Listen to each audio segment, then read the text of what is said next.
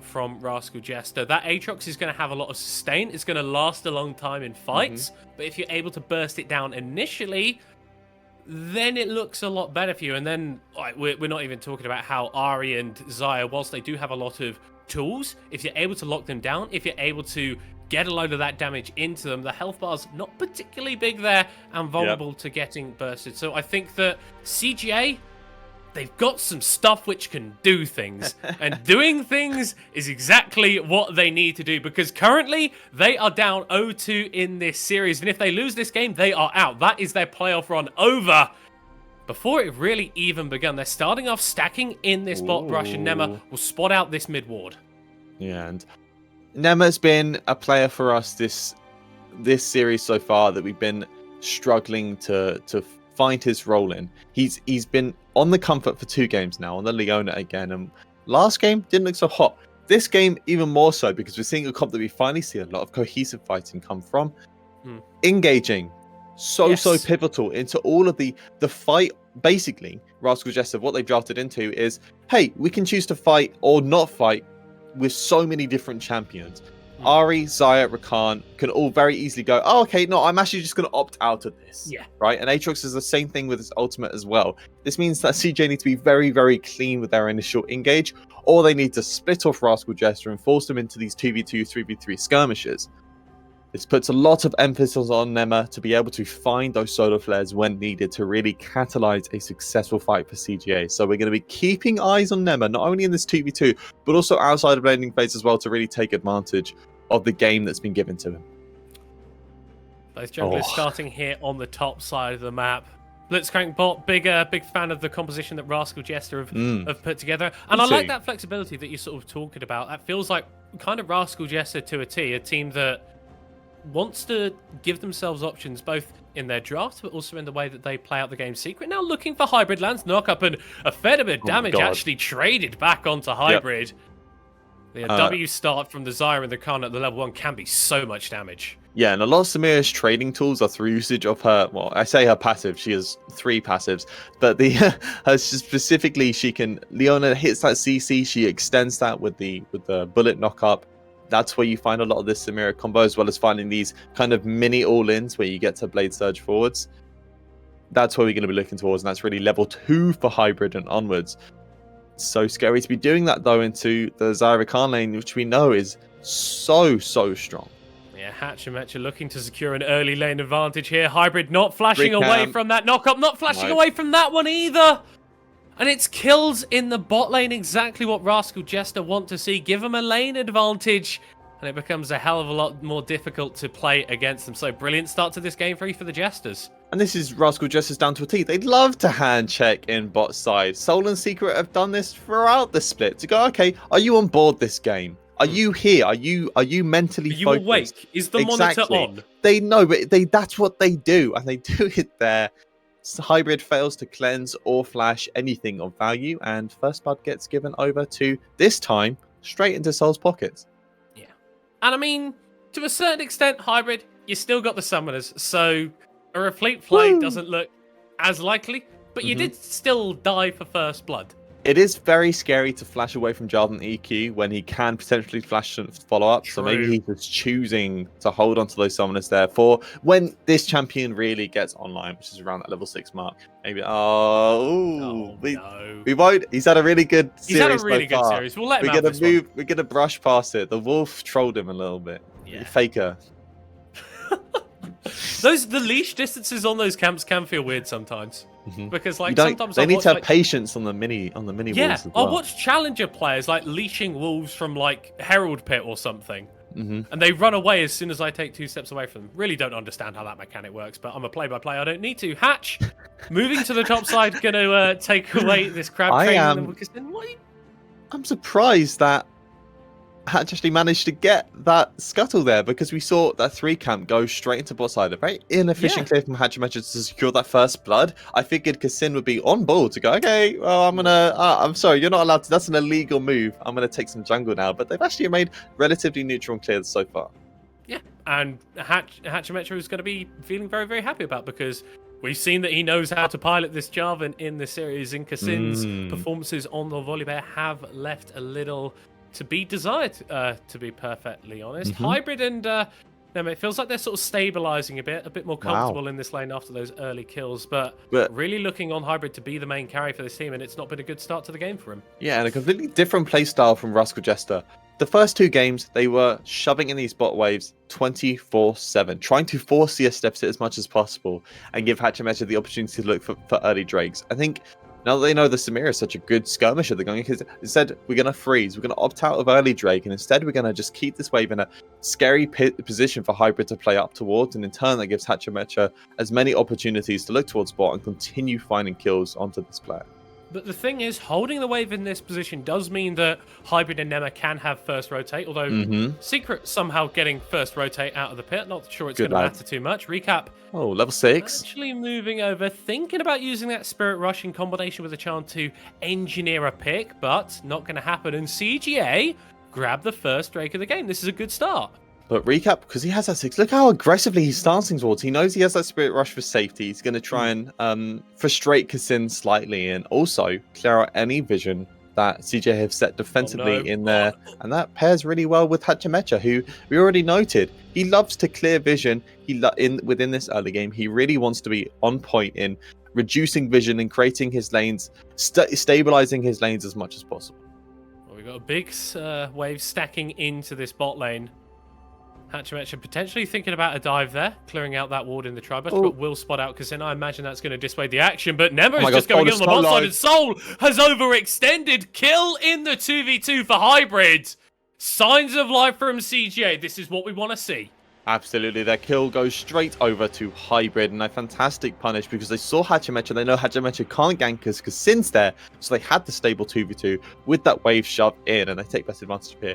Keep eyes on Soul here because a bit of a misstep. Secret's already tanked a turret shot. Because Soul aggresses here, that passive comes in and the turret shot connects with Soul. That's why he gets chunked so low so quickly. He was just a little bit too far up and straight back into live. We see more fighting. Hatch is occurring. It's another kill for Hybrid. We said that CJ needed to get things going around this bot lane, and they are doing it. First blood did go to Soul, but 2 kills afterwards for Hybrid, and now they're actually looking to take the 3v2. Kassin is going to be taken out because the health bars are just too low, and Hybrid still has the flash, still has the cleanse, can get out of this one. Won't want to burn them though, forced to. Recap has the Spirit Rush. Soul is actually rooted under tower. Recap throws out the Orb of Deception and does secure the kill. This series hasn't been bot lane focused, but that's where all the action's going down now. Double kill for the Ari. A different player in the mid lane. Recap on point with these roams to pair up so well with. So clearly Hatchemecha and Secret had they kind of knew they role here. They need to make sure the Soul's still getting CS, but CJ know they can opt into this fight. Soul is not here yet. They take this TV2, and I think the big thing to know is that Kaito's on reset. So Recap has the opportunity to, if this fight goes extended, to rotate. They identify it here, and you can see even now, Recap already knows they're playing for this extended fight. Recap is on the flank here. Yeah, he's able to come down. Nema and Hybrid taken low after that trading. Soul gets out with cylinders of HP, and then obviously a double kill secured for the Ari. We are not done with the action, Oak. It is 8.5 minutes, and a Herald is on the table. Not too sure who picks that one up, but who's going to be going down? It's Kassin taken off the board. And once again, Kassin trading a kill over to secure this Herald. Now, this time, it's a little bit of a different game state than last game. Whilst they have 2 kills compared to 5, just like before, this time those 2 kills are on Hybrid. And this is on a champion that can very quickly snowball those 2 kills into something more if they find a successful skirmish. And I think the big thing is getting him out of this lane. Yes. Get this Herald on bot side. Get some plates over to him. Potentially look for that first turret if it's even possible. And in turn, that can get Hybrid unlocked on map. Do you know what? I want to see a dive as well. I want to see Kassin going down there with the Stormbringer. I want to see Kaito roll. Who are you diving? Who are you diving? Who are you diving? Who are you diving? It's quite a difficult proposition, actually. Yeah, thinking about that. It is quite hard. I think the opportunity for that Stormbringer does mean that you can do these extended dives. We can burn that site ultimate early. But a lot of these chess pieces need to fall into place for that to really work. I think the bigger thing is maybe Hybrid and Nema can just look for more traditional gank through, get a pick onto Secret, because So no sums available means that Secret's going to be vulnerable trying to play defensively for him. And I think Hachimecha identifies this and they also show. And once again, it's a bit of a bot game focus for both teams, kind of continuing the first 2 games as every member seems to be moving down. Oh, Solar Flare whiffs. Still looking for it. Be going in though. Hachimecha is going to counter-engage onto the Leona, who's going to be taken out at the start of the fight. The grand entrance used as Soul goes into the air and Hybrid cannot quite find the kill. Kaito's going to join with a realm warp, but he just might be another kill for Rascal Jester. Instead, they opt onto Kasin, who is going to use the ultimate and gets a kill back, but not before he's taken down. Kaito now dove under the tower. The final also, the flash away. Rascal Jester lose their mid laner in the play, but still come out on top. Recap's a monster, man. He's insane. Can he miss a charm, please? Very, very well played from Rascal Jester. Now, they do give 2 shutdowns away to opposing members of CJ, but it's ultimately a 4 for 2. They also get 3 plates in total to Soul and a nice little recall. We're getting very quickly back into base. And once again, it's really the Soul show this time. Just very, very aggressive starting from CGA without the vision to really support that. And I think this was very sneaky. Secret clears that vision and Hachimecha immediately pass in. They do not have the vision that Hachimecha says that they think they're taking a 2v3. Yeah, and that means that when Nema goes for that engage, is going to be it is the Glacial Augment on this Leona, so doesn't have that Aftershock, doesn't have those bonus resistances, is a lot more squishy.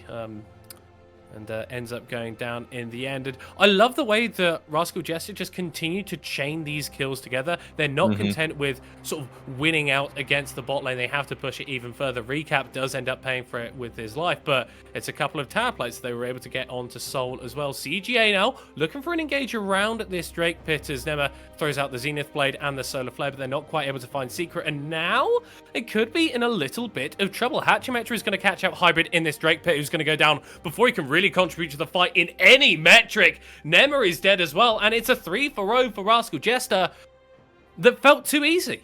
And it's the same story as last game. This time it's around the Drake instead of the Herald. Kasin and the rest of his team opting towards his objective, not on the right timer. Aptly punished by Rascal Jester as they take the fight. And now look at the score lines. Look at the items on board. Whilst we're seeing 2 mythics from CGA, specifically on Hybrid and Kasin, there is a certain member within the bot side Soul who is almost on 2 items at 12 minutes in the game.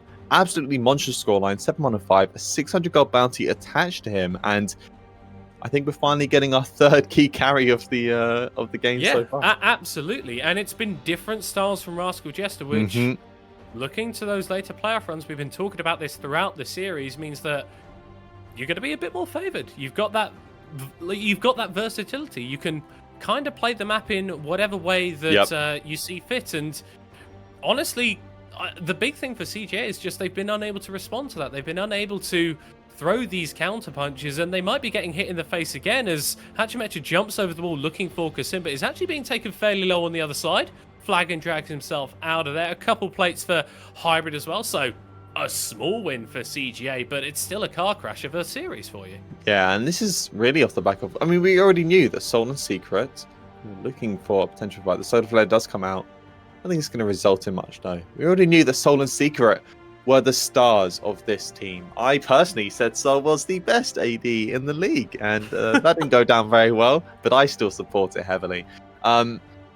We didn't expect Recap and Hachimecha to be this prior to this series, and as you mentioned, it's really alluding to a team with multiple play styles, and this is compared to CJ, who have been very much pigeonholed into Hybrid as the main carry, and it's going to looking for the fight. For an engage, but it's just going to get turned around on them. Secret secures the first kill of the fight, is able to flash away and keeps himself alive, but Kasin can look to trade a bit more damage back. But once again, it's that man from the mid lane. It's Recap roaming down, securing another kill for his team, landing a charm on Kaito, who isn't going to get chased down too much, although...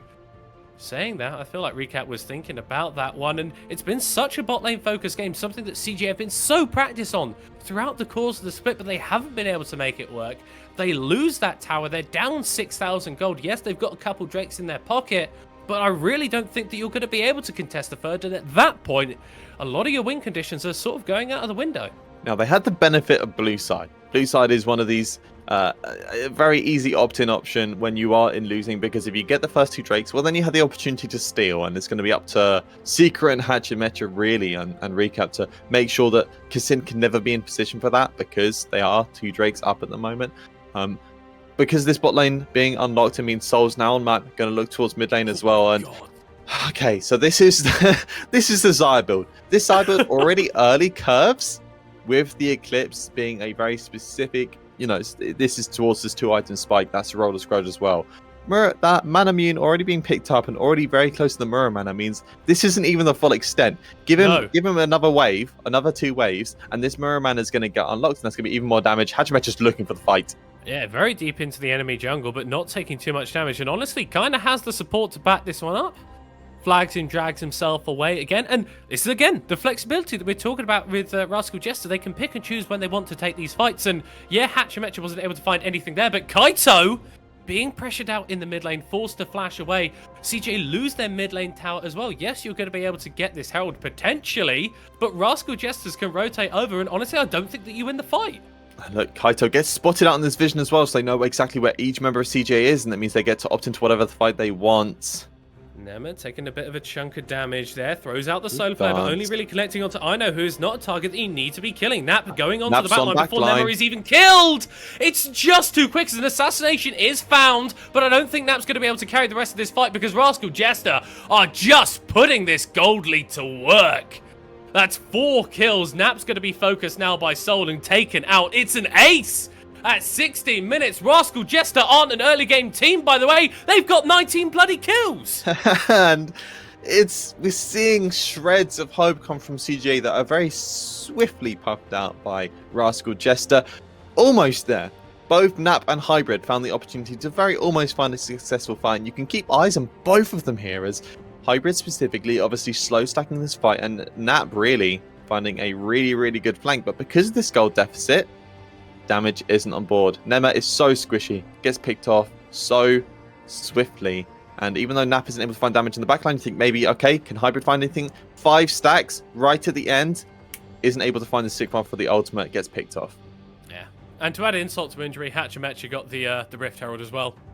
Oh, CJ making plays around Herald is not working out for you, and at least it's not gonna be a problem that is going to persist throughout these playoffs, because it is looking very, very likely at this point that you are going to be heading home quite soon. And I feel like, Oak, the way that we've been talking about Rascal Jester and the way that we have been characterizing them, I feel like it has to change so much based off of what we've seen in this series, because we talked about this team being about Soul being this huge hyper carry, Recap and Hachimecha being more enablers, and don't get me wrong, they have functioned in those roles in this game, but they've also been dealing a fair bit of damage. There's also been these sort of soft carries for Rascal Jester, and I'm very excited to see this team go up against someone like a Sengoku or like a DFM, because they look very strong right now. And this is the trifecta of the top 3 teams at the moment, where Sengoku, Rascal Jester, and DFM all seem to be beating each other. Sengoku normally had the lead on Rascal Jester, just through pure early game activeness, as well as Jet being undeniably the best mid lane in the split, in the league even. And this kind of throws that prediction off a little bit, because now Rascal Jester is showing very proactive early play. This could really limit a team like Sengoku, who are very mid-focused. If Recap is able to pull out, I mean, some of these more signature picks that we've seen here, but there's other stuff as well, like the Syndrome, which is brand new for him. And he's also been a player that's been playing unique picks all split long.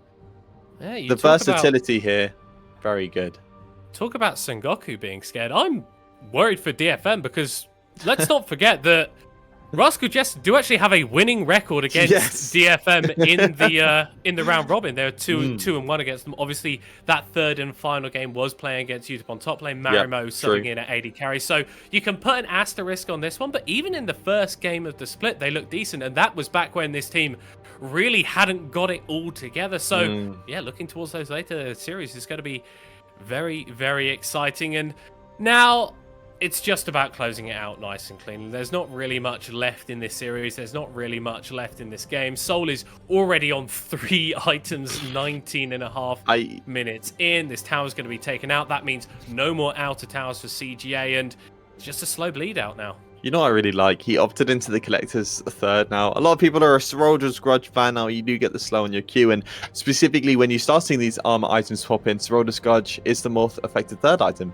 But with the amount of gold lead that he's found himself in at the moment, I think I'd be surprised to see some of the squishier members of CGA even hitting that armor mark where Soldier's Grudge has more value. And that means that also with this Collector as well, it means that it also gives a little bit of insurance, because now he can opt in for another crit item if he needs to. He could pick up the Lord Doms instead and then get an IE as a final item if the game would to ever last that long. Very unlikely, but it gives him a little bit of insurance for that game. Secret potentially caught out here. Will pop the quickness and goes into the Zhonya's to buy 2.5 seconds. Just enough time to look for the re-engages. Nemra is forced to flashback. TPs are going to be channeled. TP. Rascal Jester as a 5-person unit. CJ more interested in landing some of these flanks. If CJ lose a fight around here, it could just be Baron for the Jesters. And Nema not quite, Nap not quite taking that Q2 to the faces. Maybe a bit more impactful than he realizes in the moment. Rascal Jester, though, they're not waiting on their laurels. They're not waiting for stuff to happen. They're being engaged on currently by CJ, but they're buying so much time again. Or ACAP goes golden, and he's able to reset out of the fight, able to jump back in and grab another kill. Hybrid trying to carry, trying to go insane, but not able to make it happen. And with 3 dead on the side of CJ, soon to be 4! Assault takes out Kaito. Rascal Jester could just look for the end. Yeah, and normally we've been looking straight towards that 20-minute mark. Rascal Jester have been looking towards his Baron. Instead, they find a very successful team fight. And as you mentioned, looking straight for the end here. Nap's going to try and buy time. We've got 5 seconds of Volley Bear. Perfect execution. Deals a fair bit of damage to recap. But it's not quite enough to take out the Ahri. And that means that the Akali is going to be going down. Probably has bought enough time for the rest of his team to get here to forge this base defense. So it will just be that top lane inhibitor secured by Rascal Jester, but it is not looking good for CGA. Absolutely not. Inhib down now. Worst timer, as looks like Rascal Jester can go straight in for this reset. We're going to see the fight that really sets at the back foot of this. And this is Rascal Jester opting into a 4v2. And we saw inklings of how they play this earlier when we saw Secret use that stopwatch to really force this team to get the rotate in. Recap does the same thing here. Sonya's comes in on the perfect timing to buy Ino and Secret enough time to come rotate in and bring this into a 4v4. And with that gold lead, it's really difficult for CJ to even contest these fights. Very well played. You just can't walk up. No. You just can't walk up. And as you secure your Ocean Soul point, Rascal Jester are just going to get the Baron. So yeah, maybe if this game lasts another 5 minutes, you got Ocean Soul and you're feeling pretty good about that. But Oak, I don't think this game is going to last 5 minutes. I'm not too confident on it either, especially with this top lane inhibitor being picked up. This means that Rascal Jester can do... there are 2 options for them. If CJ are even able to get this wave shoved in on the top side quick enough, they can send 1 member there, quickly pull that back in, and then throw 4 or 5 members in the mid lane and get that. Doesn't look like CJ can even handle this wave in the top side so far. Only 22 minutes in the game. We're seeing really only 1 item from most of the players. Actually, just like 2 items been picked up by Hybrid and Kaito. Still not enough to really contest this early inhibitor. And it means that Hachimetra in turn just walks straight up. They pick up the second inhibitor too. And with the Baron in play, I don't think they even need to look for a third. With all the pick potential that we have, we saw this siege in game 2. It's replicated here. They can find 1 pick off and fight through that. I think is they just got to wait for that next wave. And CJ recognize this, and they know that they need to go for the play right now. Nap trying to dance around the backline, trying to find an angle, some way that he can apply some damage to a key member of Rascal Jester, but he's not going to have the chance to do it. Kasina's been forced away, and now the Akali's basically in a 1v5 there and gets taken out. First kill of the fight for Rascal Jester, and they may get a couple more. CJ trying to exit, trying to walk away, trying to get to the relative safety of their fountain, but they need to answer these Nexus towers as they are currently being focused. One turret left. Going to fall, and now Nema goes in. Goes golden, buys some time, but Rascal Jester can just reset the fight, and Kaito gets taken out incidentally. There's so much damage on this Zai, there's so much damage on this Ahri, and so much damage has been done to CGA. Rascal Jester, in one of the cleanest 3-0s I have ever seen, secure the playoff victory. What an absolute amazing performance from Rascal Jester. They cement themselves as the top 3 teams. We've been talking about it, all split now, how there's been Rascal Jester, Sengoku, and DFM as these upper level teams, and everybody else sits a level below them. We came into the series unsure of that. CJ, maybe they're the contention point. Hybrid, Yeah. look at the stats he's been able to bring across. All split.